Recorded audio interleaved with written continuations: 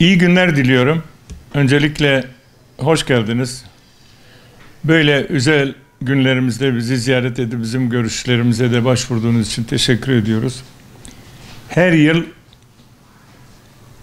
Eylül ayının 2. ve 3. ve 4. haftasında kutladığımız, bu sene 22 ve 28 Eylül arasında kutladığımız Ahi Evran, öncelikle tüm esnaf ve sanatkarlarımıza hayırlı ve uğurlu olsun.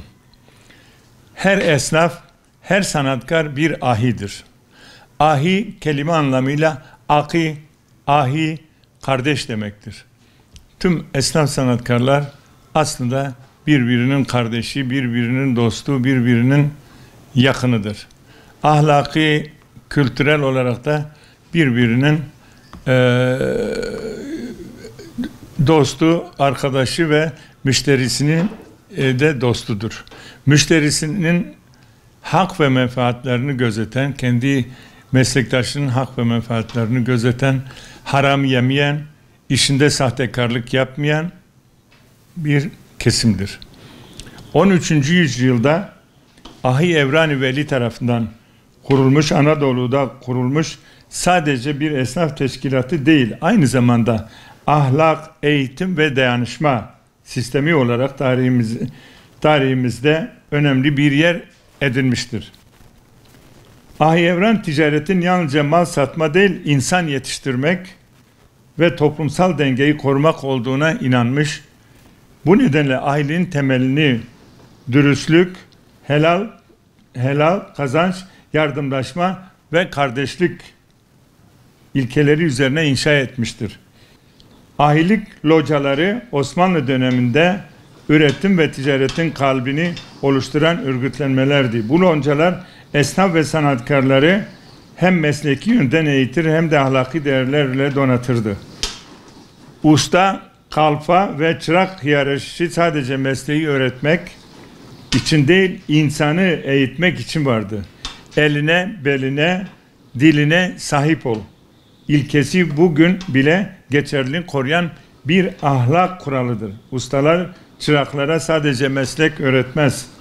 Onlara doğruluk, dürüstlük ve toplum menfaatini gözetme bilinci de aşılardı. Bu teşkilatlanması sayesinde Anadolu'da hem ekonomik hem sosyal adalet sağlanmış, esnaf dayanışma güçlü bir yapı haline gelmiştir. Günümüzde ahilik kültürünün izlerini esnaf ve sanatkar odaları olmak üzere pek çok kurumda görmekteyiz. Modern ekonominin ve teknolojinin hızla geliştiği bir dünyada bile ahilik ilkeleri geçerliliğini korumaktadır. İş dünyasında aradığımız etik kurallar, kalite anlayışı ve müşteri memnuniyeti aslında yüzyıllar önce ahiler tarafından ortaya konmuş prensiplerdir. Ahilik ahlakı, elini, kapını, sofranı açık tut, gözünü, belini kapalı tut düsturuyla özetlenir. Bu öğreti hem ticarette hem sosyal hayatta dürüstlük, yardımseverlik, tevazu ve paylaşma kültürünü ön plana çıkarır. Ahilik sadece esnafa değil, toplumun her kesimine erdemli insan olmayı öğretir. Ahi toplumun bel kemiğidir. Son yıllarda Avrupa'ya benzemek isteyişimiz, çarpık kültürleşmelere gitmemiz bizim kültürümüzü maalesef bozmakta, yaralamaktadır. Tüm esnaf ve sanatkarlarımızın, atalarımızın ve ahi kültürümüze sahip çıkarak kardeşliği tekrar canlandırıp kardeşliği yüceltmektir. Birbirimizin hak ve menfaatlerine riayet etmektir. Şuna inanıyoruz ki helal rızk ile dükkanını açıp kapatan esnaf ve sanatkarın rızkı bereketlenir ve daha fazla kazanır. Genç bilinci aktarmak için ustalarımıza kültürel bilinç aşılamak gerekir. Dolayısıyla eğer ustalar bu kültürü biliyorsa, ki eski ustalarımız var, Şimdi okullarda yetişen öğrenciler bize göre veya sanatta çalışanlara göre daha az bu kültüre sahip oluyor. Ama kendi dükkanında, iş yerinde, ustasının yanında çalışan bir genç mutlaka edep ve terbiyesini daha alır. Çünkü ustası ona sadece mesleği öğretmez, ona yaşam tarzını, medeniyeti, edebi de öğretir. Büyüğüne karşı saygıyı, küçüğüne karşı sevgiyi de öğretir. Ahi Evran Niveli bu yönden kurmuş, bu yönden teşkilatı kurmuş ve esnaf sanatkarların Peygamber Aleyhisselam'ın dediği gibi, buyurduğu gibi, hadislerinde de bildiğimiz gibi harama el dokunmadan helal çalışarak yaptığımız işe sevgi katarak, bilgi katarak, beyin katarak güçlü bir çalışma ile bunlar sağlanabilir. Çünkü dürüstlük her şeyin temelidir.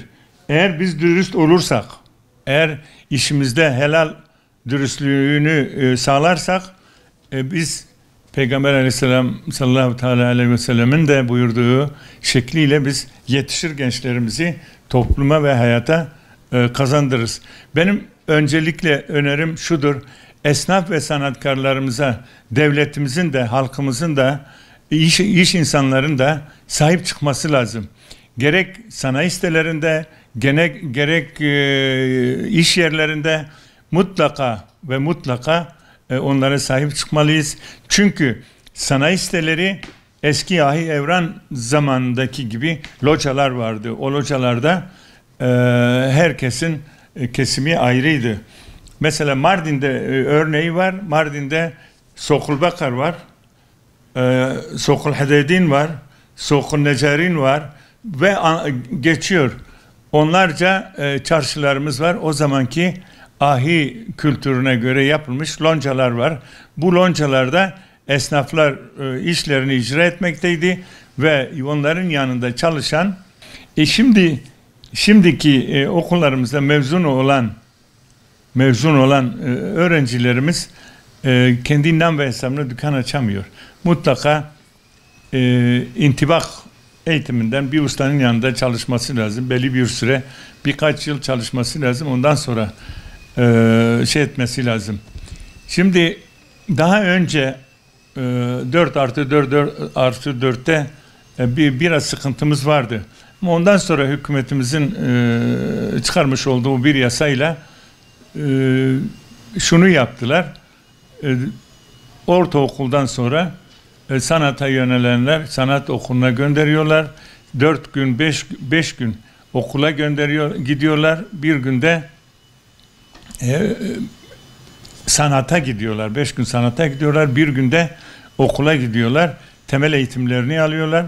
Ondan sonra mezun olunca çok iyi olmasa da iyi bir aşiyane oluyor ve ondan sonra bir yerde çalışma imkanı sağlanabiliyor. Öğrencilerimizin, kalfalarımızın, çalışan öğrencilerimizin yapılan sigortaları ileride emekliliklerine de sayılmasını istiyoruz. Şimdi sayılmıyor ama mutlaka sayılmasını istiyoruz. Çünkü bu öğrencilerimiz 4 seneleri boşa gidiyor. Hem sigortalıdır hem sayılmıyor. Onun ilgili yerlere ulaştırılırsa mutlaka yapılmasını talep ediyoruz. Mutlaka etkiliyor. Dijitalleşme ülkemizde giderek yaygınlaşıyor. Esnafımızın da dijital üzerinde satışlarını yapmaları lazım. Hem iş yerlerinde hem dijital yerlerde.